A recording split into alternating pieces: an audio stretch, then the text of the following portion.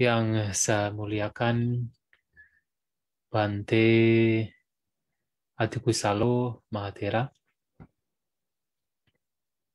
yang berbahagia Bapak Ibu, saudara-saudari sekalian, selamat malam semuanya, terpujilah Sang Buddha, Namo Buddhaya.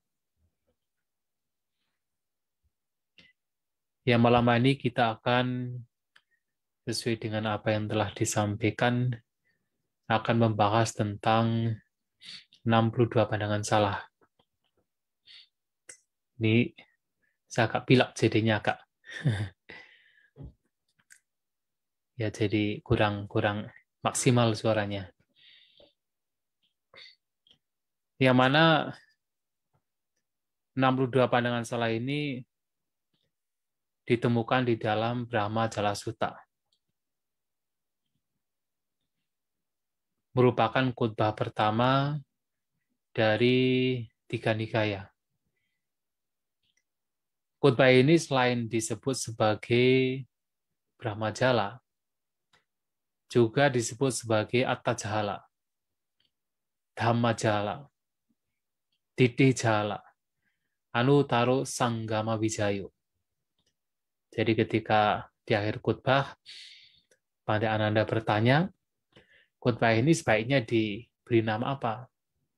Sang Buddha mengatakan, bisa disebut Brahma Jala, atau jaring Brahma, atau jala Brahma, bisa disebut sebagai Atta Jala, atau jaring yang bermanfaat, bisa disebut sebagai Dhamma Jala, jaring Dhamma, bisa disebut sebagai Diddhi Jala, jaring pandangan, bisa disebut sebagai Anutaro Sanggama Wijayo, atau kalau diterjemahkan sebagai kemenangan yang tidak tertandingi dalam sebuah peperangan.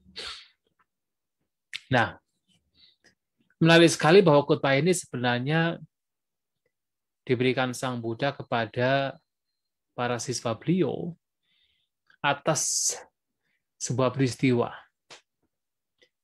di mana ketika Sang Buddha dan para siswanya sedang melakukan perjalanan, ada dua orang, guru dan murid, yang mengikuti dari belakang, dan selama perjalanan, gurunya ini yang bernama Supia selalu menjelek-jelekan Sang Buddha sepanjang jalan. Menghina Sang Buddha, menghina Dhamma, dan juga menghina Sangha.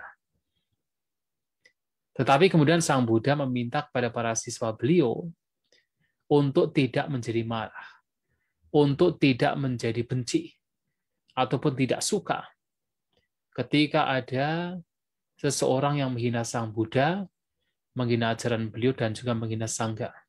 Jangan menjadi marah. Karena kemarahan itu adalah rintangan batin. Dan ketika orang marah,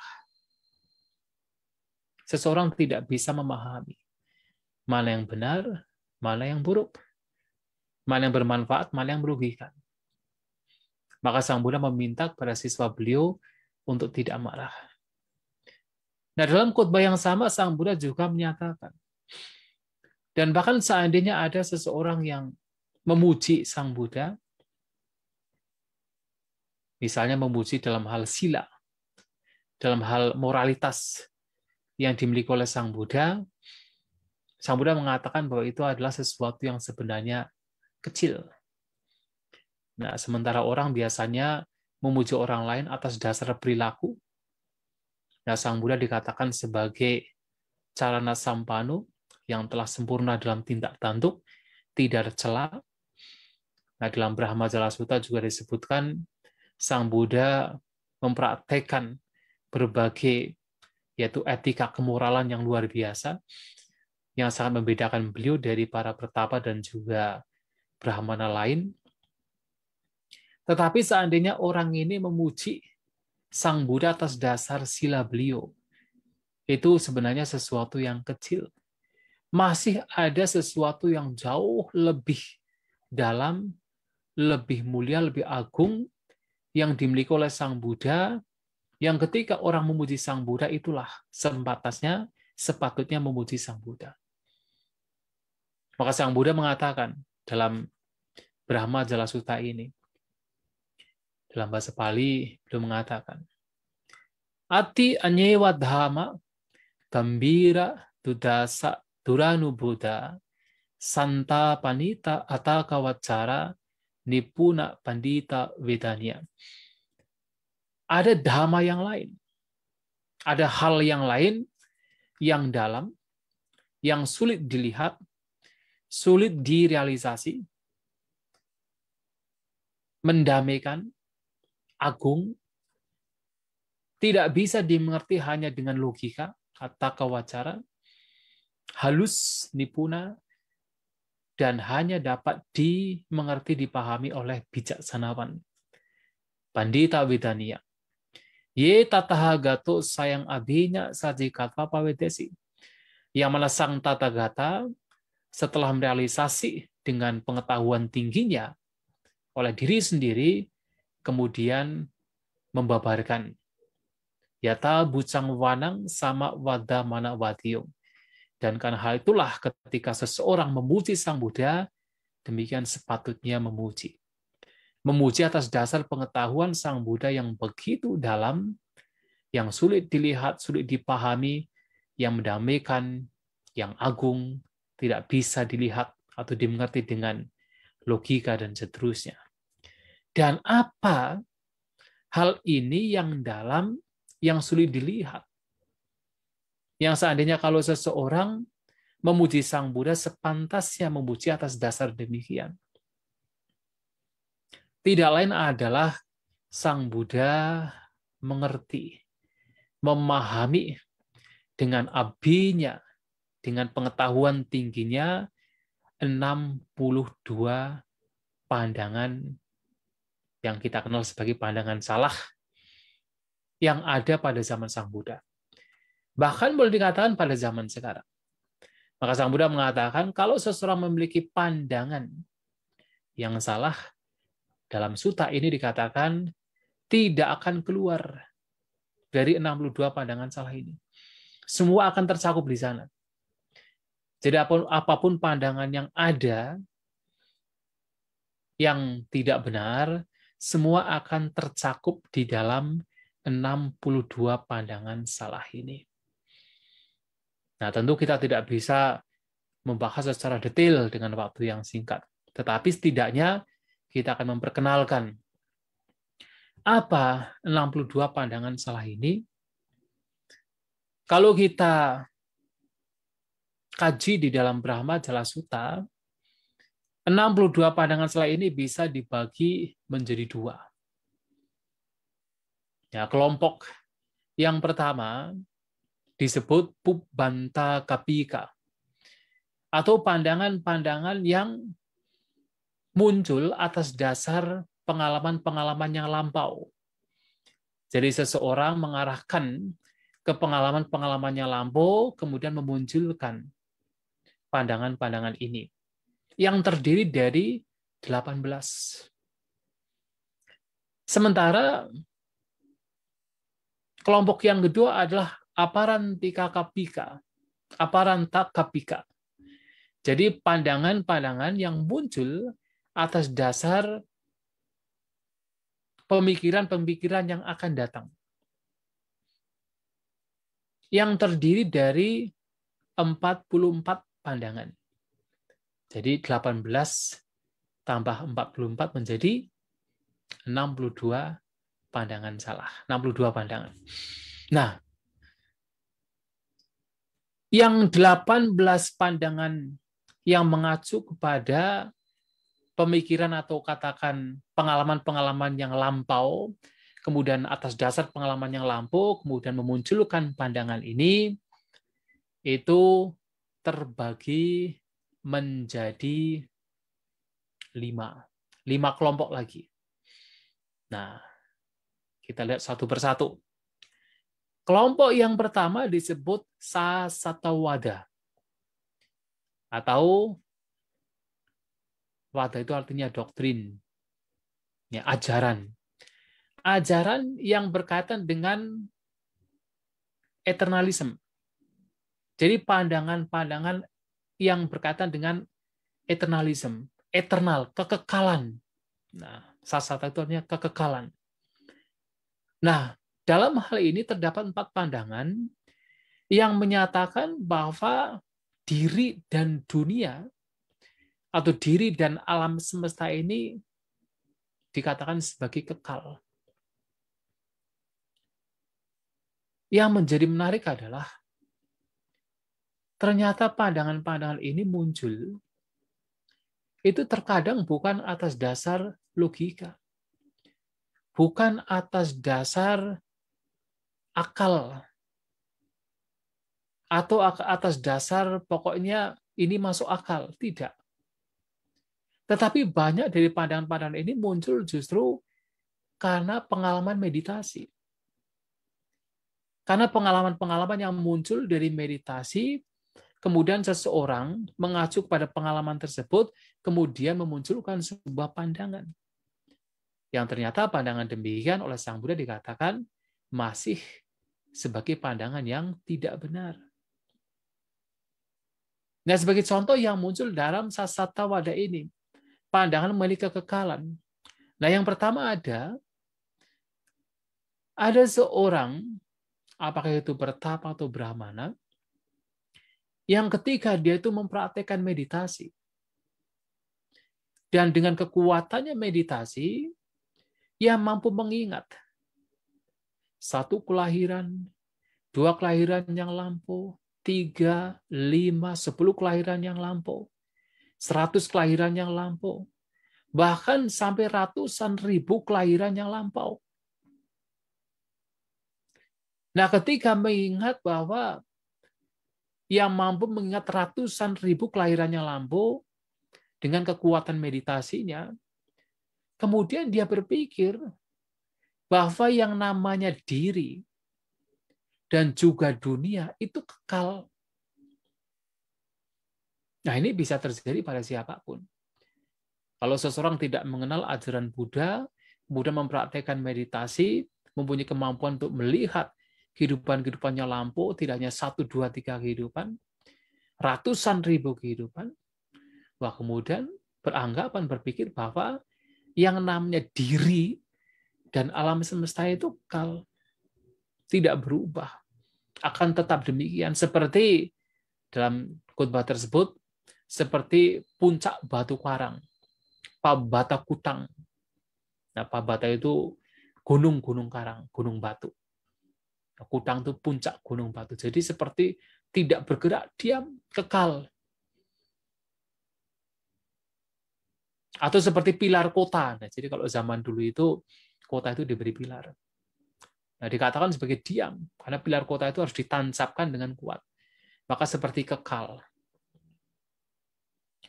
Itu yang pertama. Yang kedua, lebih lanjut lagi. Ada orang-orang yang dengan kekuatan meditasinya mampu mengingat tidak hanya ratusan ribu kelahiran, bahkan sampai kelahiran-kelahiran di mana bumi ini hancur dan lenyap. Jadi ada istilah Sangwata Viwata.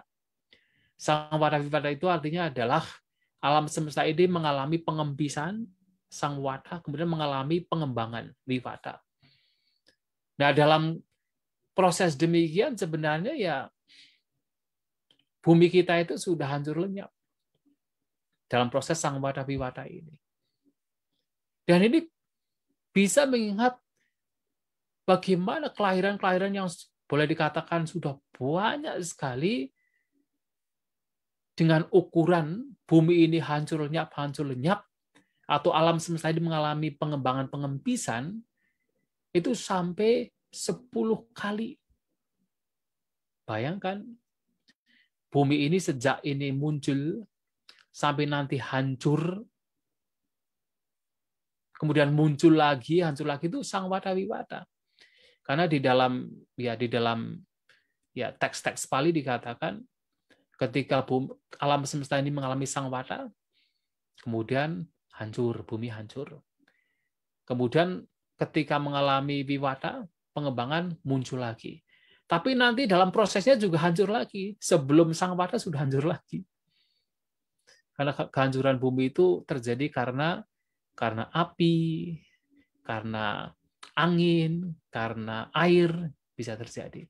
Tapi tentunya adalah air yang masif, api yang masif seperti ketika ada yaitu bumi mengalami yaitu sangwara pengembisan.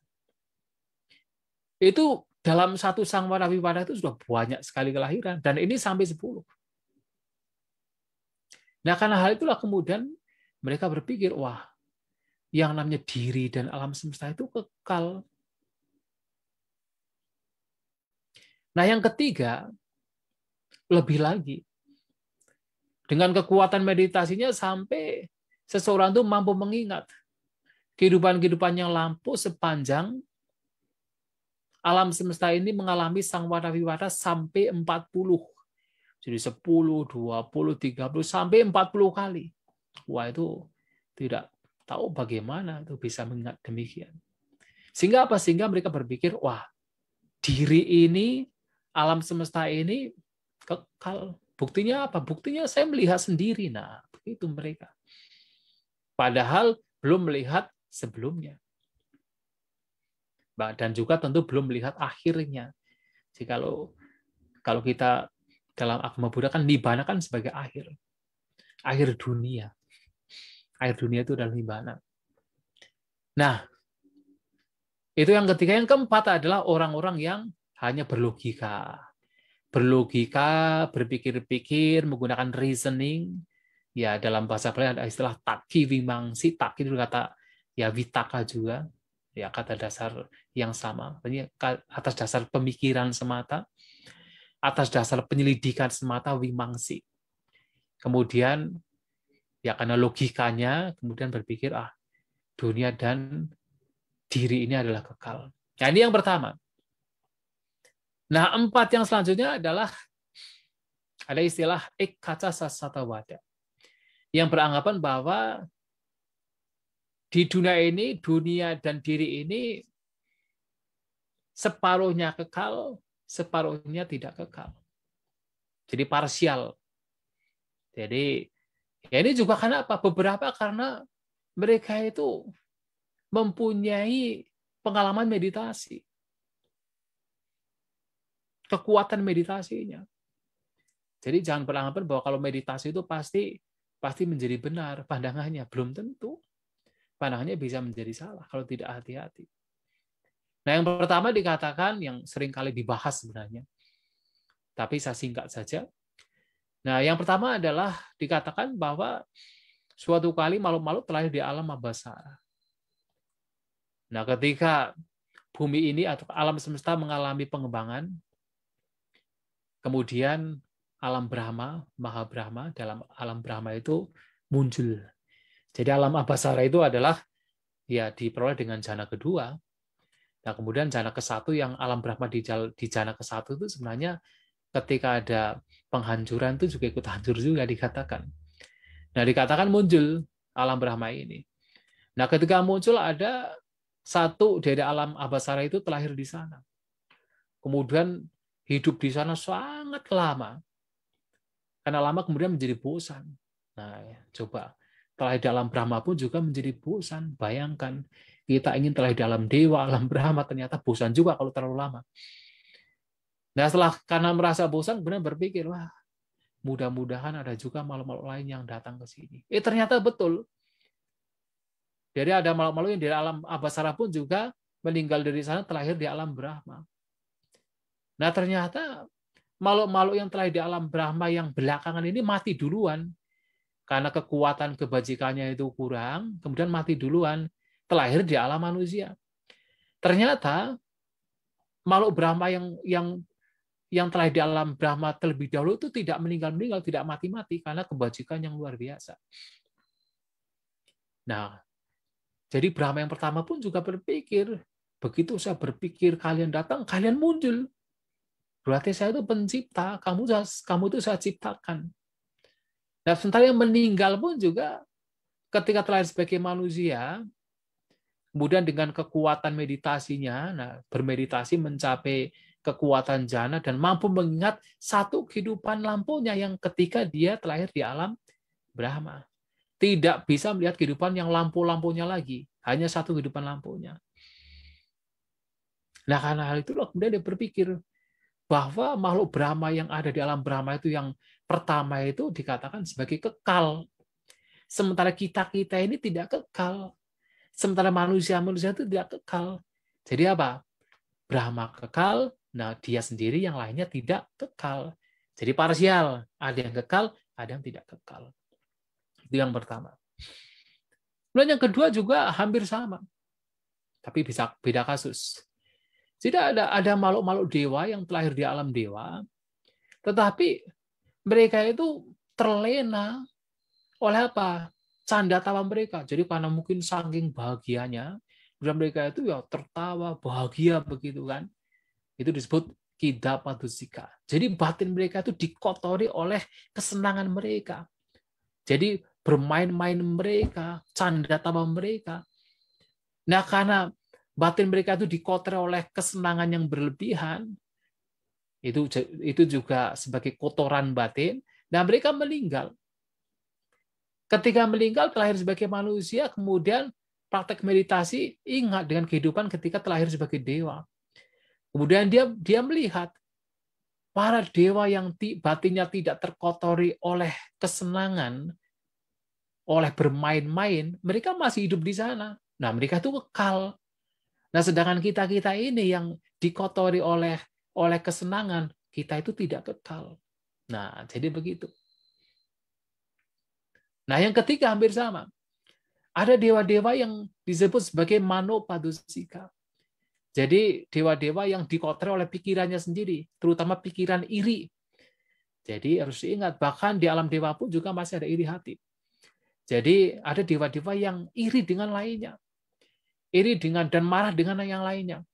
Karena rasa iri hati yang berlebihan, kemarahan yang berlebihan, mereka pun juga cepat meninggal, dan akhirnya meninggal. Ketika meninggal terlahir sebagai dewa, terlahir sebagai manusia, nah mereka bermeditasi mencapai tingkatan konsentrasi dan mampu mengingat kehidupan lampunya. Dan ketika mengingat di sana, kemudian dia bisa melihat, wah, ternyata mereka para dewa yang tidak batinnya yang tidak dikotori oleh iri hati, tidak dikotori oleh kebencian, mereka masih hidup di sana. Wah, mereka itu adalah kekal. Nah, kita ini yang batinnya dikotori oleh iri hati, kita tidak kekal. Nah, jadi demikian. Bisa punya pandangan demikian. Dan itu atas dasar pengalaman mereka. Atas dasar mereka itu mengetahui melalui abinya, melalui pengetahuan tinggi. Tetapi masih juga salah. Nah, kemudian yang keempat itu ada orang-orang yang menggunakan tadi sama, takiwi mangsi. Ya, menggunakan reason, menggunakan pemikiran biasa, logika biasa. Yang mengatakan bahwa ada yang kekal, ada yang tidak kekal. Jadi yang tidak kekal itu adalah yang 5 indera. Jadi kita memiliki 6 indera, mata, telinga, hidung, lidah. Jasmani itu dikatakan tidak kekal. Tapi yang disebut sebagai manovinyana cita, atau dengan istilah lain pikiran, itu dianggap sebagai kekal. Nah, itu yang terjadi pada banyak orang. Ya kan, kalau kita pikir-pikirkan ya ada kecenderungan ke sana. Ada kecenderungan bahwa iya memang mata, telinga, hidung, lidah, jasmani tidak kekal. Memang. Tapi begitu sudah berpikir tentang pikiran, itu seakan-akan pikiran itu kekal. Dan kalau kita tidak mengenal agama ajaran Buddha, ya kita akan berpandangan demikian. Kebanyakan kita berpikir bahwa pikiran itu adalah kekal. Dan itu juga oleh Samudra dikatakan sebagai salah satu dari pandangan salah. Dan itu dikatakan sebagai ekaca sasatawada. Nah, ini banyak yang memiliki ekaca sasatawada. Atas dasar bukan pengalaman yaitu abinya dari meditasi, bukan. Dari reasoning, dari logika, dari akal. Ya kan kita kan berakal-akal kan, berakal-akal berlogika. Oh iya, mata itu tidak kekal, telinga tidak kekal, hidung tidak kekal, lidah tidak kekal. Jasmani tidak kekal. Tetapi kalau sudah berbicara pikiran, wah itu sudah oleh kebanyakan manusia dianggap sebagai kekal. Maka ketika kita berbicara tentang anatta itu banyak pertanyaan. Bahkan dari umat Buddha sendiri banyak pertanyaan. Kalau tidak kekal, kemudian siapa yang dilahirkan? Biasanya demikian pertanyaannya. Nah, Nah, itu adalah 4 dari kelompok yang kedua. Kemudian kelompok yang ketiga yang termasuk bagian dari yaitu Pubbantaka adalah ada anggapan bahwa yang namanya dunia itu terbatas dan tidak terbatas. Ada istilah anta anantawada. Anta anantawada. Anta itu adalah terbatas, ananta adalah tidak terbatas. Jadi pandangan yang melihat dunia bisa terbatas dan tidak terbatas. Dan ini juga terdiri dari 4. Dan ini juga beberapa, terutama 3 yang pertama itu muncul dari pengalaman meditasi. Pengalaman dari pengembangan batin mereka. Yang menggunakan yaitu katakan alam loka dunia, katakan angkasa, akasa, kan ada istilah akasan canayatana itu sebagai objek meditasi. Nah, jadi ada orang-orang yang kemudian ketika bermeditasi itu melihat bahwa dunia ini seperti ada batasnya, dikelilingi. Jadi ada istilah pariwadhuma. Jadi ada istilah antawa ayang loko pariwadhumo. Jadi dunia ini terbatas dan seperti ada yaitu yang membatasinya, pariwadhumo. Nah, karena dia melihat demikian dalam bermeditasi, dia itu melihat seakan-akan dunia yang begitu luas ini itu ada batasnya. Nah, karena melihat demikian melalui meditasi, maka dia mempunyai pandangan bahwa dunia ini terbatas.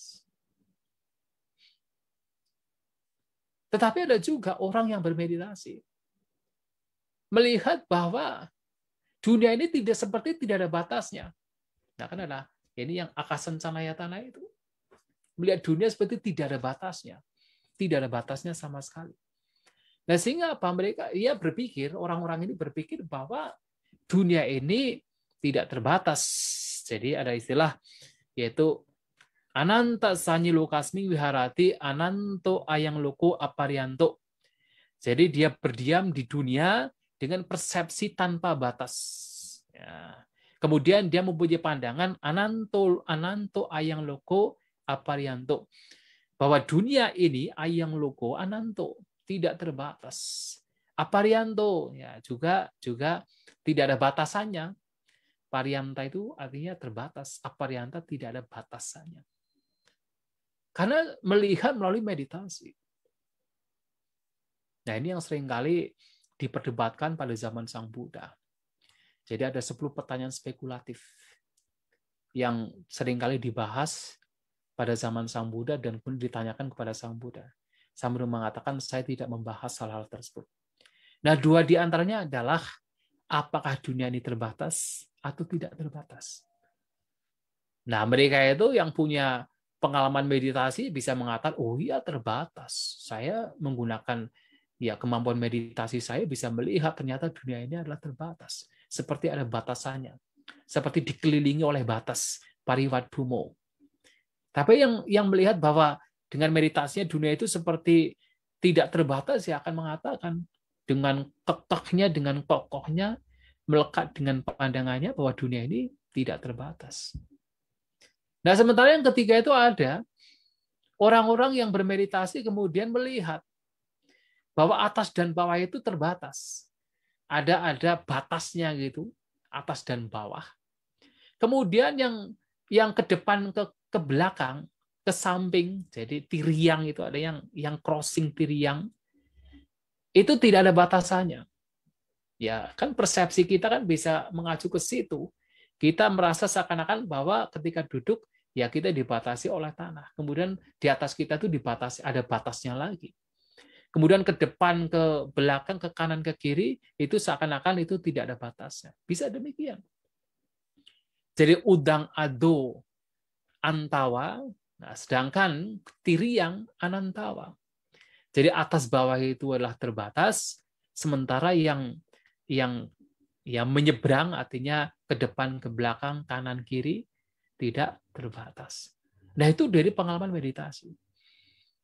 Bisa memunculkan pengalaman demikian sehingga mereka berpikir bahwa dunia itu adalah demikian.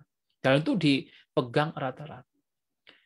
Nah, sementara yang keempat ini dikatakan yaitu sama, takidimangsi, dan menolak semua yaitu pandangan tiga yang depan, kemudian mempunyai pandangan sendiri atas dasar pemikiran biasa, atas dasar logika bahwa semua itu salah, yang benar adalah bahwa dunia ini ya bukan terbatas dan bukan tanpa terbatas.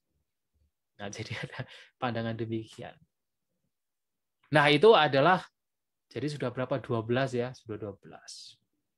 Kemudian yang selanjutnya adalah ada pandangan yang disebut sebagai yaitu amara vipeka wadu. Nah, amara vipeka wikepa. Amar itu artinya belut. Ya kalau sudah pernah melihat belut, ya, itu belut. Kalau dipegang itu akan melucut terus. Nah, vikepa itu geliat. Seperti geliat belut. Yang dimaksud dengan pandangan yang seperti ini adalah ada orang-orang, ini ada 4 juga. Ada orang-orang yang ketika ditanya itu atas dasar karena dia tidak tahu mana yang baik, mana yang benar, mana aku salah, dia tidak tahu. Dan karena dia itu takut salah. Ya, jadi karena takut salah, dia tidak tahu mana yang benar, mana yang buruk, dan karena takut salah, maka ketika ditanya itu tidak jelas.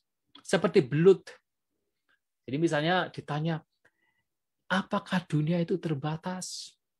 Ya, kalau saya berpikir terbatas, ya terbatas. Tapi saya tidak mengatakan demikian. Saya tidak berpandangan demikian. Dan saya juga tidak berpandangan yang lain juga. Dan juga saya tidak berpandangan yang lain-lain juga. Jadi tidak jelas. Tidak ada yaitu kepastian. Kenapa? Karena takut salah. Nah, itu disebut amara vikepa. Apakah karma ada misalnya begitu? Apakah karma ada? Ya kalau saya berpikir ada ya ada, tapi itu bukan pandangan saya loh. Nah, misalnya begitu. Jadi seperti belut begitu kan, tidak mau disalahkan tetapi juga ya tidak ada kejelasan. Nah, yang kedua adalah orang yang punya pandangan demikian seperti geliat belut itu karena apa? Takut kemelekatan. Jadi karena dia tidak tahu ini baik, ini tidak baik, kemudian nanti kalau ditanya orang nanti disalahkan, kemudian muncul kemarahan, ya karena muncul kemarahan, muncul kebencian, kemudian ada kemelekatan di situ, maka karena dia takut untuk memberikan jawaban yang pasti, maka jawabannya juga seperti geliat belut, tidak jelas, tidak ada kepastian, tidak to the point. Nah, itu juga yang kedua. Nah, yang ketiga adalah orang-orang punya pandangan yang tidak jelas seperti geliat belut ini. Karena apa? Karena takut didebat. Jadi ada orang-orang yang pandai berdebat, yang bisa ya katakan mempunyai kemampuan untuk berdebat, nah dia takut. Nanti kalau saya mengatakan ini, nanti mereka akan melidiki saya, akan menekan saya, wah saya menderita sendiri.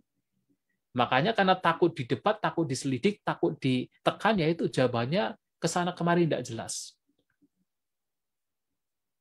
Nah, yang keempat itu memang adalah orang bodoh. Jadi kalau orang 3 pertama itu sebenarnya pintar sebenarnya.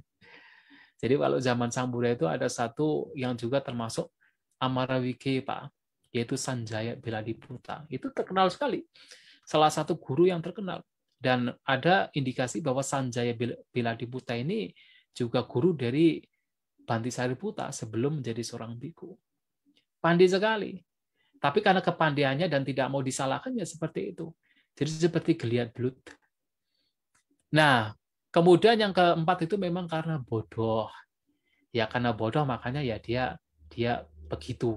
Nah, jadi ya tidak jelas. Jadi ketika memberikan jawaban itu tidak jelas. Nah, itu sudah 16.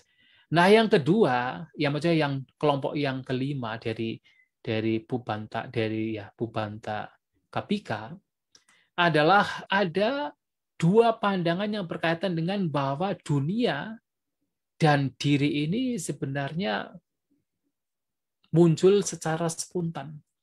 Tidak ada sebab dan kondisi, muncul secara spontan. Yang pertama itu muncul karena mereka ada orang-orang terlahir di alam asanya sata. Maksudnya terlahir sebagai makhluk asanya sata. Nah, asanya sata itu adalah makhluk yang mana dengan kekuatan jananya terlahir, tetapi kemudian ketika terlahir di alam tersebut, batinnya itu tidak aktif, seperti diam. Tidak aktif. Maka begitu batinnya itu aktif, dia sudah terlahir di alam lain. Nah, jadi makanya ada istilah bahwa ada makhluk yang dikatakan memiliki 4 kanda saja. Winyana kanda tidak ada. Ya sebenarnya winyana kanda ada tetapi tidak aktif. Ya, jadi tidak aktif seperti asanya sata. Begitu aktif langsung terlahir di alam lain. Nah, ketika terlahir di manusia, dia bermeditasi. Kemudian dia ingat bahwa dia itu terlahir dari asanya sata itu. Dan dia itu ingat bahwasanya dulu tuh saya itu tidak ada apa-apa. Dari tidak ada apa-apa menjadi terlahir sebagai manusia. Nah, karena hal itulah maka dia berpikir bahwa diri dalam alam semesta itu muncul tanpa sebab dan kondisi. Tanpa adanya yaitu sebab-sebab. Itu semua spontan. Itu pandangan salah. Ya apalagi dalam ajaran Buddha kan memang segala sesuatu muncul karena sebab dan kondisi. Dan tidak hanya satu sebab, satu kondisi, banyak sebab yang memunculkan sebuah fenomena. Tapi yang ini orang ini mengatakan tidak ada sebab. Semuanya muncul spontan. Nah, yang kedua dari Adi Cak Samupana ini adalah jadi ada seseorang yang menggunakan reasoning, menggunakan yaitu logika, menggunakan akal, ya pokoknya ya berpikir bahwa ya memang kita manusia alam semesta itu muncul secara spontan. Tidak ada penciptanya, tidak ada sebab dan kondisi. Secara spontan saja. Nah, itu 18. Kemudian masih 44. Nah, coba bisa disingkat. Nah, kemudian kelompok yang kedua adalah aparanta kapika. Jadi ada 44 pandangan yang muncul karena apa? Muncul karena yaitu pikiran-pikiran tentang yang akan datang. Dan ingat, ini pun juga banyak sekali pandangan-pandangan yang muncul karena apa? Karena meditasi, karena pengetahuan yang tinggi. Jadi dibagi menjadi 5 ya. Jadi kalau yang 18 juga 5 kelompok, ini juga 5 kelompok. Kelompok yang pertama itu ada 16 pandangan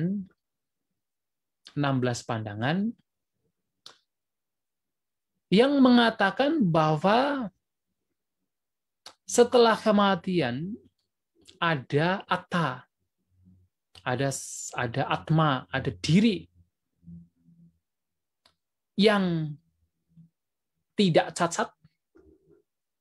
Jadi ada istilah arogo maranang sanyi.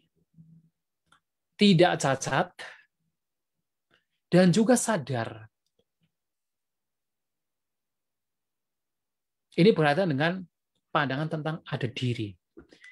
Bahwa ada pandangan bahwa 16 pandangan yang mana setelah kematian diri itu artinya atma, roh, itu arogo itu sebenarnya tidak sakit atau sehat. Tapi dalam kitab ulasan dikatakan mengacu pada nicca, kekal. Dengan kata lain, bahwa diri ini kekal setelah kematian dan sadar. Selain kekal sadar, yang pertama, pandangan pertama adalah memiliki tubuh. Jadi ada materinya. Jadi rupi hoti, memiliki tubuh, ada materinya. Itu yang pertama. Nah, memang dalam Brahma Jala Sutta itu tidak dijelaskan. Yang dimaksud adalah apa? Tetapi kemudian dalam kitab ulasan disebutkan bahwa ada orang-orang yang dengan kekuatan meditasinya menggunakan kasina, nah, mencapai meditasi tingkatan kasina, ya, menggunakan kasina jana. Nah, kemudian dia beranggapan bahwa ya kasina ini yang sebenarnya masih bagian dari materi itu sebagai atma. Nah, sehingga ketika kelahiran terjadi, maka nah, atma ini ya sehat, ya atma ini kekal dan ada tubuhnya, ada materinya. Nah, jadi ada materinya, rupi hoti. Itu yang pertama. Nah, yang kedua adalah arupi hoti. Jadi ada orang-orang yang berpandangan bahwa setelah kematian atma ini kekal, sadar, jadi mempunyai sanya mempunyai itu kesadaran, dan tidak berbentuk. Nah, ini dikatakan dalam kitab ulasan, ya orang-orang yang mencapai jana menggunakan arupa jana. Jadi kalau yang pertama kan masih rupa jana. Jana 1, 2, 3, 4. Nah, ini arupa jana. Nah, arupa jana ini kemudian dianggap sebagai atta juga. Sebagai atta yang nantinya pada saat kematian itu masih ada kekal. Nah, ini yang juga dipegang oleh ya para guru meditasi pada zaman dulu, pada zaman Sang Buddha.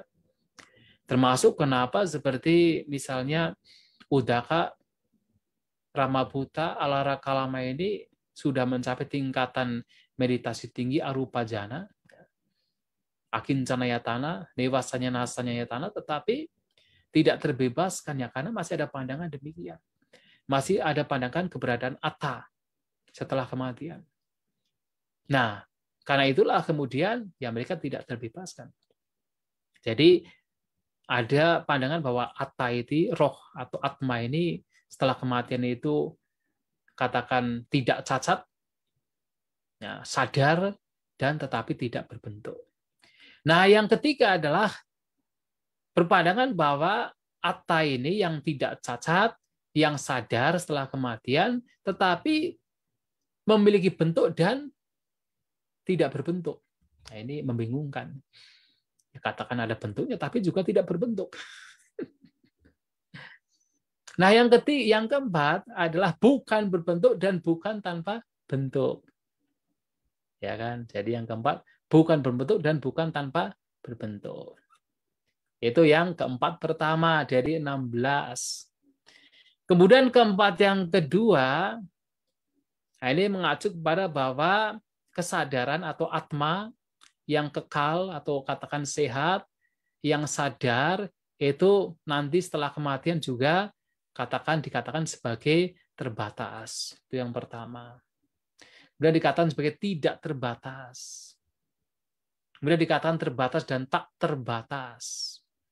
Dan dikatakan juga sebagai bukan terbatas dan bukan tak terbatas. Nah, ini juga dikatakan sebagai yang bisa muncul karena pencapaian jhana. Ya, jadi seperti yang tadi di depan itu, orang mencapai konsentrasi melihat dunia itu terbatas dan tidak terbatas, itu bisa memunculkan sebuah persepsi bahwa ada atta juga pun juga demikian. Keberadaan diri ini seperti terbatas ataupun tidak terbatas. Bisa demikian. Karena mau tidak mau setiap pengalaman kemudian membawa sebuah persepsi seakan-akan ada diri yang bermain di sana. Ketika pengalaman yang muncul pengalaman di mana ada kondisi seperti tak terbatas, maka memunculkan sebuah pandangan bahwa ada diri yang tak terbatas juga. Dan itu bisa terjadi. Nah, kemudian juga ada pandangan, ini yang ke-9 berarti, ya keempat selanjutnya, adalah ada beberapa orang yang kemudian berpikir bahwa setelah kematian, bahwa atta ya, diri ini ya kekal atau sehat, tidak cacat, sadar, dan memiliki satu persepsi. Nah, ini dikatakan juga orang yang telah mencapai jhana, mendapatkan penyatuan pikiran, dan kemudian memunculkan sebuah pandangan demikian. Jadi setelah kematian ini bahwa diri atau sang aku atau atma ini memiliki satu persepsi. Nah, tetapi juga ada yang berpandangan yang lain memiliki banyak persepsi. Nanata sanyi, kalau tadi ekata sanyi, ini nanata sanyi. Nah, ini adalah yang tidak bermeditasi. Jadi karena pikirannya masih berpencar, makanya kemudian berpikir bahwa nanti setelah kematian juga demikian. Jadi nanata sanyi. Dan juga ada yang berpandangan bahwa nanti setelah kematian itu persepsinya terbatas atau parita sanyi. Ya, itu juga yang ketika bermeditasi kemudian ya memiliki sebuah yaitu pengalaman di mana seperti ada terbatas. Jadi batin tidak seperti tanpa batas, tapi masih ada terbatas. Itu menjadikan sebuah persepsi di mana ada keberadaan atta yang demikian, keberadaan atma yang demikian, yang juga terbatas. Sementara yang selanjutnya adalah tanpa batas, memiliki persepsi tanpa batas. Nah, itu yang 12. Kemudian yang 13, 14, 15, 16 itu adalah hanya ditambah lagi. Jadi mereka ada orang-orang berpandangan bahwa nanti setelah kematian atma ini akan ada, artinya kekal, tanpa cacat, sadar, dan seluruhnya bahagia. Seluruhnya bahagia. Ekanta suki. Jadi seluruhnya bahagia. Nah, ini dikatakan dalam kitab Ulasan disebutkan, ya ada orang-orang yang karena mencapai jana kemudian melihat alam-alam kehidupan di alam Brahma, yang itu dipenuhi dengan kebahagiaan. Maka kemudian pandangan itu bisa muncul, bahwa setelah kematian, bahwa atma ini juga akan mendapatkan kebahagiaan yang luar biasa, ekanta suki. Tetapi juga yang kedua, malahan ekanta duki, seluruhnya menderita. Nah, di sini ada orang-orang yang dengan bermeditasi kemudian melihat ada kelahiran-kelahiran di alam neraka. Dia tidak melihat kelahiran di alam-alam yang bahagia, tapi kelahiran di alam neraka. Nah, kemudian karena melihat demikian, kemudian berpikir bahwa nanti setelah kematian, bahwa atma ini juga akan ada, kekal, sadar, tetapi mendapatkan penderitaan. Ekanta duki. Nah, kemudian yang ketiga adalah bahagia dan tidak bahagia. Nah, ini mengacu kepada ya orang kemudian melihat bahwa ada kelahiran manusia, ada bahagia dan ada tidak bahagia. Jadi dengan kekuatan meditasinya dia itu melihat, oh ternyata setelah kematian bisa terlahir sebagai manusia. Hanya melihat sampai di situ saja. Sehingga kemudian dia berpikir bahwa nanti atma pun juga sama. Ya akan ada, akan bertahan, akan sadar, tetapi juga nanti yaitu mendapatkan kadang bahagia, kadang tidak bahagia. Nah, kemudian yang keempat adalah ya ada pandangan bahwa nanti setelah kematian atma ini ya tetap ada, ya nica, kekal, ya sehat, tanpa cacat aroga, dan sadar, dan selain itu juga ya mendapatkan sebuah yaitu bukan bahagia dan bukan tanpa bahagia. Jadi ya orang demikian dikatakan melihat salah satu yaitu alam dewa namanya Vihapala, yang di sana itu batinnya itu betul-betul seimbang. Jadi bukan bahagia tapi juga bukan tanpa bahagia. Jadi batinnya seimbang. Maka dikatakan sebagai nanti akan seperti itu. Nah, jadi karena pengalaman-pengalaman mereka itu bisa memunculkan pandangan-pandangan yang kemudian digenggam erat-erat bahwa itulah yang paling benar, yang lain semua salah. Karena masing-masing punya pengalaman masing-masing. Dan itu sebuah pengalaman yang berasal dari meditasi, bisa memunculkan demikian. Kemudian selanjutnya adalah ada 8 pandangan bahwa diri ini setelah kematian itu kekal, sehat, tidak cacat, tetapi tidak sadar. Nah, kalau dalam hal ini mengacu kepada 8, jadi ada 8. Kalau yang di atas kan 16, ini 8.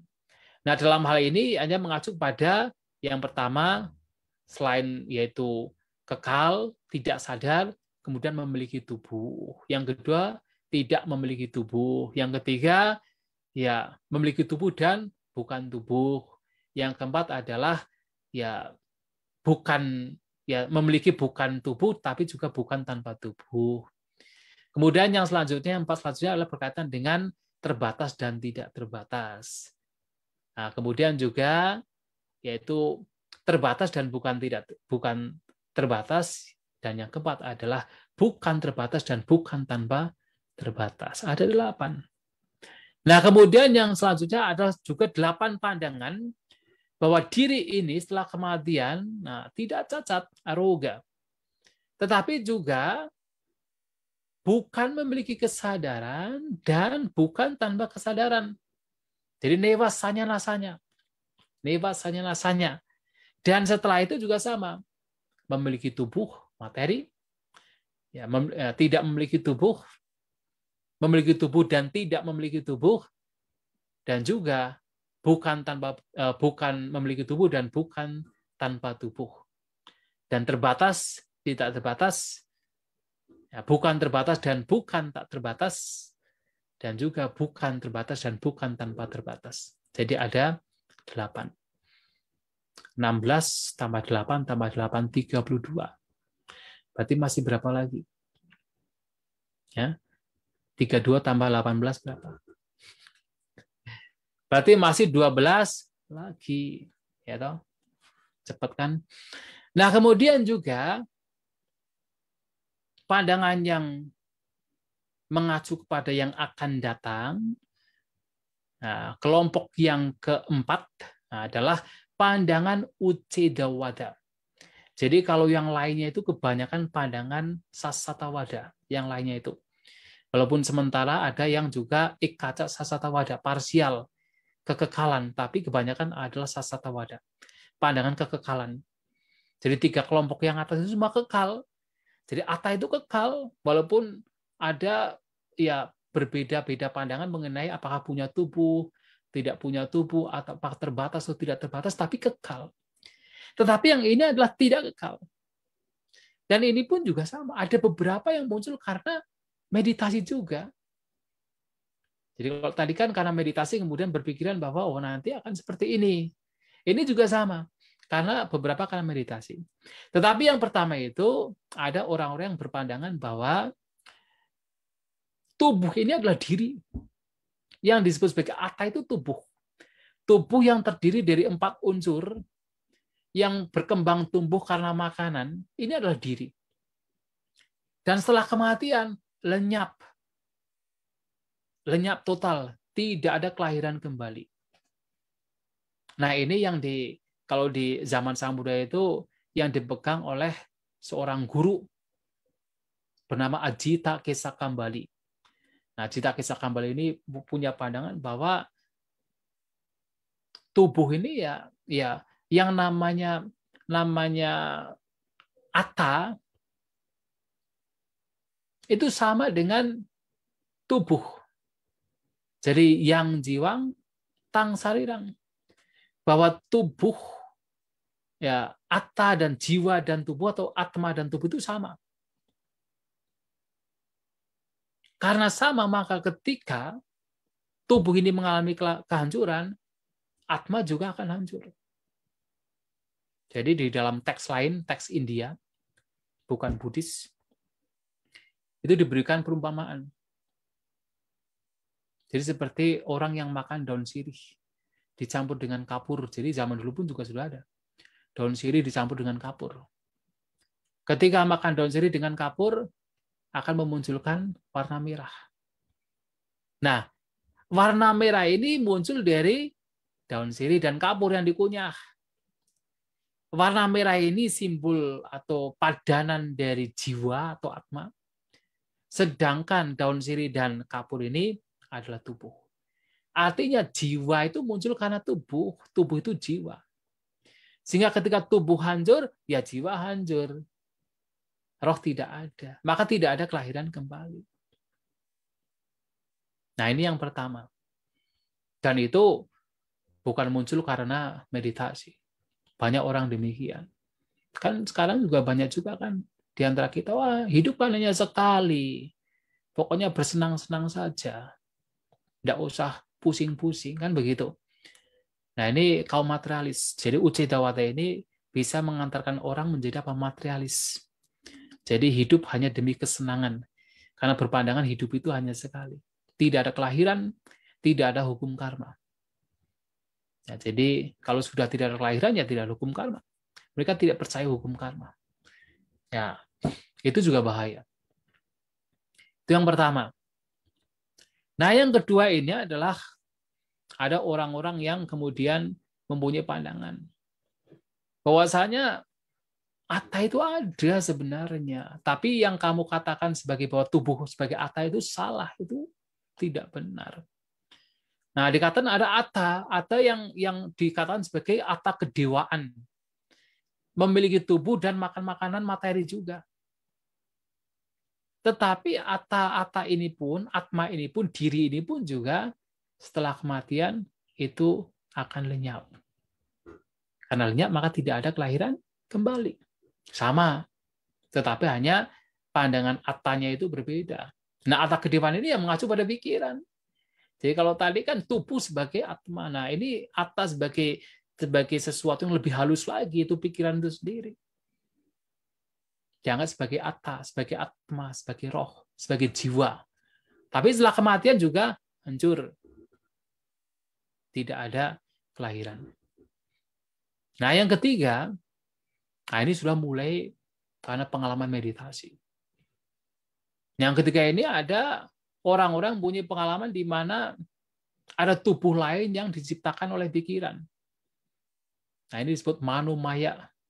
Jadi manumaya kaya, tubuh yang diciptakan oleh pikiran. Dan tubuh ini pun juga memiliki indera-indera seperti yang tubuh aslinya. Itu Sang Buddha juga pernah menyatakan dalam Samanya Palasuta. Dengan kekuatan meditasi itu bisa mengalami sebuah pengalaman di mana seperti memunculkan tubuh yang lain. Diibaratkan seperti ilalang dengan yaitu ya kulit luarnya, atau gampangnya adalah seperti pedang dengan sarungnya. Jadi sarungnya itu adalah tubuh aslinya. Nah, di dalam sarung itu ada pedangnya, memunculkan tubuh yang lain. Ada tubuh yang lain dan juga memiliki indera yang perfect. Nah, kemudian orang-orang demikian berpikir, inilah yang disebut sebagai atma. Karena pengalaman demikian kemudian memunculkan pandangan ini adalah atma. Nah, kan juga ada orang yang punya pengalaman seperti ngerokok sukmo itu kan, jadi seperti ada keluar dari tubuh gitu kan. Seakan-akan keluar dari tubuh. Nah, itu kemudian dianggap sebagai itu adalah atma. Dan dia juga berpandangan bahwa setelah kematian atma ini pun juga lenyap. Tidak muncul. Tidak ada kelahiran. Yang ketiga. Nah, kemudian yang keempat, itu orang-orang yang memunculkan yaitu pengalaman meditasi mencapai tingkatan akasancanayatana, landasan angkasa, landasan ruang tanpa batas. Selain bisa memunculkan pandangan yang lain yang tadi juga disebutkan, juga bisa memunculkan pandangan baru. Bahwa itu juga pengalaman demikian disebut sebagai atma. Yang atma itu kemudian akan lenyap setelah kematian. Kemudian orang-orang yang selanjutnya, yang kelima, orang-orang yang mempunyai pengalaman meditasi sampai mencapai tingkatan vinyanan canayatana. Landasan kesadaran tanpa batas.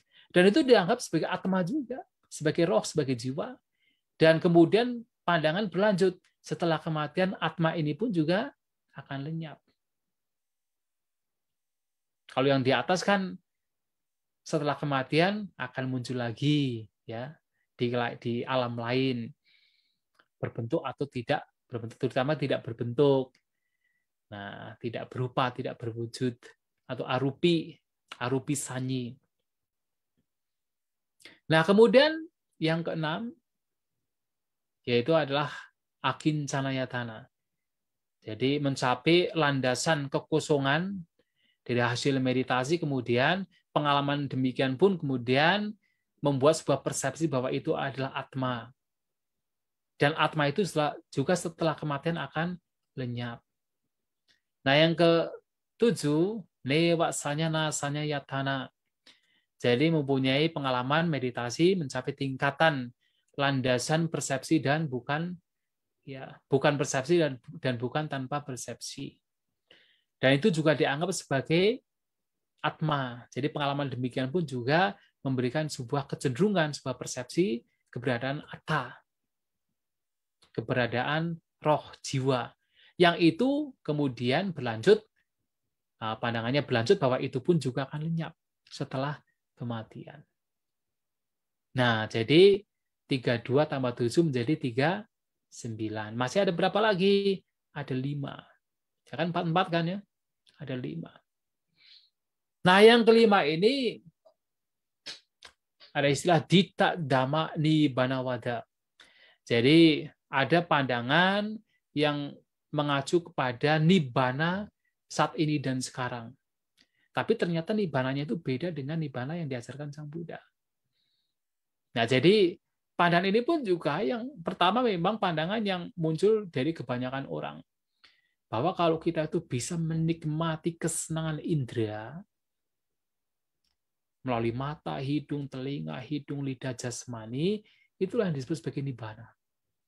Itulah kebahagiaan tertinggi. Nah, itu banyak yang seperti itu. Makanya orang kan mencarinya itu kan. Mencari kebahagiaan tertinggi dari apa? Dari kesenangan indera. Nah, tetapi ada juga orang-orang yang dengan kekuatan meditasinya mencapai jhana pertama. Dia mengatakan, oh kamu salah, bahwa itu mengatakan kebahagiaan tertinggi. Bahwa kesenangan indera itu kebahagiaan tertinggi, nibbana tidak. Ada nibbana yang sebenarnya. Yaitu apa? Ketika orang mencapai jhana pertama. Nah, itulah. Bahkan orang mencapai jhana pertama pun dianggap sebagai nibbana. Padahal baru jhana. Tapi sudah dianggap sebagai nibbana. Kemudian, yang ketiga adalah orang mencapai jhana kedua.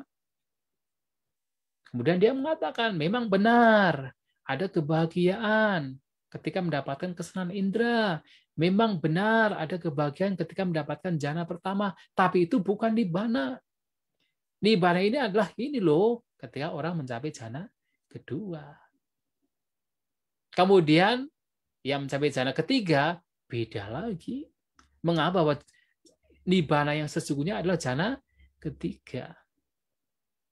Nah, kemudian yang kelima adalah orang mencapai jhana jhana keempat. Menolak yang lainnya kemudian menganggap bahwa inilah nibbana yang sesungguhnya ketika dia mengalami pengalaman mencapai jhana keempat. Nah, menjadi apa? 5. 44. 44 tambah 18 menjadi 62. Nah, mudah-mudahan hafal ya. Sudah dijelaskan 62. Ya. Yang menjadi penting Bapak Ibu Saudara-saudari sekalian adalah bahwa 62 pandangan ini oleh Sang Buddha masih dikatakan hanya sebagai perasaan. Hanya perasaan. Sekedar perasaan. Yang mana perasaan ini muncul dari kontak. Artinya 62 pandangan ini, semua 62 pandangan ini, semua muncul atas dasar pasa, kontak. Kalau tidak ada kontak, tidak ada pasa, maka tidak ada salah satu dari 62 pandangan ini. Tidak ada 62 pandangan ini. Semua muncul dari pasa, dari kontak. Muncul dari sentuhan. Ya jelas, sentuhan itu kan pengalaman. Ya kan? Orang mengalami ini kemudian karena ada sentuhan antara indera dengan objek, kemudian punya pandangan. Salah satu di antara 62 pandangan ini. Semua itu muncul dari sentuhan. Muncul dari pasa.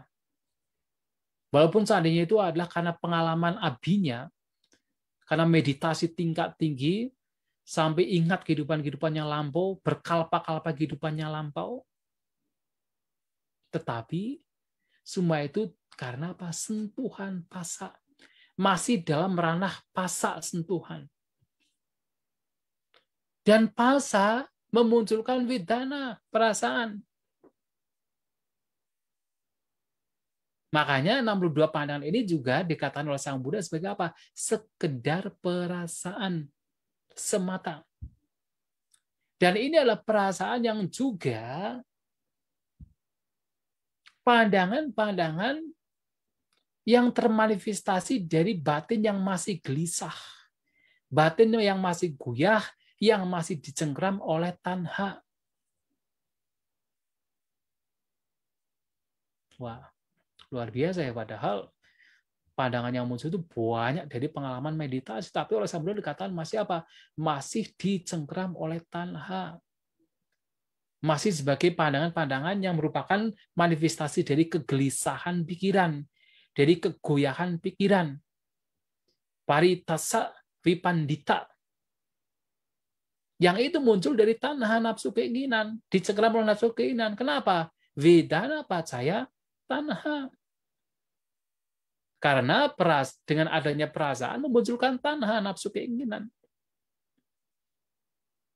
Nah, karena nafsu keinginan inilah kemudian memunculkan kemelekatan.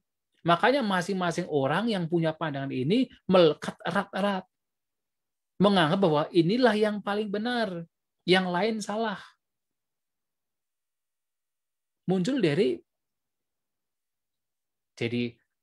pasa, itu dari pasa munculkan perasaan, dan itu sekedar perasaan semata, dan itu juga bentuk kegelisahan yang masih disengkeram oleh tanha, ya vedana pacaya tanha, dan akhirnya apa? Memunculkan kemelekatan, tanha pacaya upadana. Masing-masing orang punya pandangan dari ini, kemudian memegang erat-erat, ini yang paling benar, yang lain salah. Upadana. Nah, kalau sudah upadana, maka dalam sutta yang sama Sang Buddha bahwa 62 orang-orang yang memegang 62 pandangan ini, atau salah satu dari 62 pandangan ini, tidak akan terlepas dari kelahiran. Maka upadana pacaya bawa kemenjadian, bawa pacaya jati kelahiran. Artinya tidak akan terlepas dari alam-alam kelahiran selama masih memegang erat salah satu di antara 62 pandangan ini. Nah, kalau sudah kelahiran, jati ya akan memunculkan apa? Jara marana, soka paridewa, duka domanasa upayasa. Memunculkan usia tua, kematian, kesedihan, ratap tangis, ya, penderitaan batin, penderitaan fisik, dan juga keputusasaan. Berbagai macam penderitaan akan muncul. Artinya 62 pandangan ini, walaupun itu muncul dari pengalaman meditasi sekalipun, selama itu dipegang, itu semua memunculkan kelahiran. Itu semua bagian dari penderitaan. Nah, Sang Buddha yang menarik di sini mengatakan tahu bagaimana ini muncul, ya, bagaimana ini muncul. Nah, bahkan tahu lebih dari itu. Tapi walaupun tahu lebih dari itu, Sang Buddha tidak memegang. Jadi ada pandangan, tetapi pandangan itu tidak dipegang. Sang Buddha mengetahui lebih dari itu. Artinya karena tahu munculnya setiap pandangan karena apa, sehingga apa? Ya, mengetahui lebih dari apa yang mereka, orang-orang mengetahui. Tetapi walaupun ada pengetahuan di sana, Sang Buddha juga tidak melekatinya. Karena tidak melekatinya, maka Sang Buddha mencapai apa? Kedamaian tertinggi. Dengan kata lain adalah nibbana. Nah, ini sesuai dengan ya sabda Sang Buddha pada akhirnya dalam Alagatupama Sutta, bahkan Dhamma itu sendiri juga hanya digunakan sebagai rakit. Ya, Dhamma itu ya ajaran Sang Buddha sebagai rakit. Yang itu hanya digunakan untuk menyeberang. Rakit pun kalau kemudian dipanggul, dipegang erat-erat juga membawa kepada penderitaan. Nah, Sang Buddha memiliki pemahaman pengetahuan yang melebihi pengetahuan mereka. Tapi pengetahuan yang dimiliki pun juga tidak digenggam, tidak dilekati. Sehingga Sang Buddha sebagai seorang Buddha apalagi mempunyai atau mengalami atau mencapai kedamaian tertinggi atau nibbana. Nah, jadi 62 pandangan ini hanya sekedar apa? Muncul karena adanya sentuhan. Nah, karena adanya sentuhan, maka itu memunculkan perasaan. Maka 62 pandangan ini tidak terbebas dari perasaan. Nah, kalau sudah perasaan, maka memunculkan berbagai macam penderitaan. Nah, Sang Buddha memahami bagaimana perasaan muncul, bagaimana lenyapnya perasaan, bagaimana kepuasan yang muncul dari perasaan, bagaimana atau apa bahaya dari perasaan, dan bagaimana bisa terbebas dari perasaan.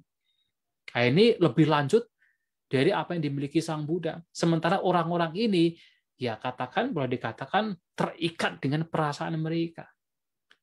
Dengan 62 pandangan ini, atau katakan mempunyai satu pandangan dari 62 pandangan ini, orang-orang kemudian terikat dengan perasaan mereka, menganggap ini yang paling benar. Sementara Sang Buddha mengetahui apa itu perasaan, nah, bagaimana perasaan lenyap, nah, bagaimana perasaan itu memberikan kepuasan, bahayanya, dan juga bagaimana bisa terbebas dari perasaan. Nah, apa itu perasaan? Bagaimana perasaan muncul? Nah, kalau dalam kitab Pulasan disebutkan perasaan bisa muncul dari apa? Dari avijja. Ya, dari avijja. Kemudian dari tanha. Kemudian dari kama. Ya, dan juga dari pasa juga. Ada 4. Kemudian bagaimana seseorang ini melenyapkan perasaan? Bagaimana perasaan itu bisa lenyap? Ya, avijja lenyap, perasaan lenyap. Nafsu keinginan lenyap, perasaan juga lenyap. Perbuatan karma lenyap, perasaan juga lenyap. Pasa lenyap, perasaan juga lenyap. Apa kepuasan dari perasaan? Ya, apapun bentuk kepuasan yang muncul dari perasaan, itulah kepuasan. Nah, orang-orang ini ya mendapatkan kepuasan di sana. Apalagi mereka yang telah mencapai jana, mendapatkan kesenangan di sana, kebahagiaan di sana. Itu disebut asaga vedana. Kepuasan, kebahagiaan yang muncul karena perasaan. Tetapi ada bahayanya. Bahayanya adalah apa? Bahwa perasaan itu adalah tidak kekal. Perasaan itu adalah berubah, tidak bisa dipertahankan. Bahkan ketika perasaan yang muncul adalah ikanta suki, tadi ada istilah ikanta suki. Nah, ikanta suki itu memang terkadang mengacu pada pencapaian jana. Jadi seluruhnya bahagia. Itu pun juga tidak kekal. Itu berubah. Maka Sang Buddha ketika berbicara perasaan, ya kebahagiaan perasaan itu apa? Pencapaian jana. Tapi apa bahayanya? Itu berubah. Itu tidak kekal. Yang berubah, yang tidak kekal, kalau kemudian dilekati, yang membawa kepada duka, penderitaan. Maka itu bahayanya. Nah, lantas bagaimana untuk melenyapkan perasaan? Dengan kata lainnya, untuk terbebas dari cengkraman perasaan dan juga ya anak buahnya, ya katakan sisi kanan kirinya seperti tanha, avijja, dan sebagainya, adalah dengan canda raga pahanang, dengan melenyapkan canda dan raga, melenyapkan kesenangan dan nafsu ragawi terhadap perasaan tersebut. Dilenyapkan. Baru terbebas dari perasaan. Dan itu juga kata lain dari nibbana. Nah, sehingga Bapak Ibu Saudara-saudari sekalian, bahwasanya sekali lagi bahwa 62 pandangan ini ya, masih dalam ranah perasaan, masih dalam ranah tanha, masih dalam ranah upadana yang membawa kepada kemenjadian dan berbagai macam kelahiran, sehingga memegang salah satu dari 62 pandangan ini juga membawa kepada banyak penderitaan. Nah, sehingga Sang Buddha dalam khotbah tersebut juga memberikan sebuah perumpamaan. Ya, seperti halnya seorang yaitu pencari ikan yang menggunakan jaring yang begitu bagus, kemudian ada kolam yang kecil, kemudian dia tahu kalau saya menjaring kolam di sana, semua ikan yang ada di sana, baik yang kecil maupun yang besar, akan tertangkap. Nah, demikian pula, maka semua orang yang masih memiliki salah satu dari 62 pandangan ini masih terseret, tertangkap, dicengkram oleh kelahiran dan kematian, oleh the cycles of birth and death. Jadi lingkaran kelahiran dan kematian tidak terbebaskan. Oleh sebab itu, intinya adalah bahwa 62 pandangan ini hendaknya juga ditinggalkan, tidak dilekati. Kalaupun seandainya muncul, tapi tidak dilekati. Ya, munculkan kebijaksanaan bahwa ini juga masih dalam ranah perasaan. Ini masih dalam ranah kegelisahan dan kegoyahan batin bagi orang-orang yang dicengkram oleh tanha, dan ketika itu dilekati, tentu akan membawa kepada berbagai macam kelahiran. Itulah Bapak Ibu Saudara-saudari sekalian yang ingin saya sampaikan pada kesempatan malam hari ini. Semoga bisa dipahami, semoga kita semua maju dalam dhamma, sampai sata bhavantu sukhitata, semoga semua makhluk berbahagia.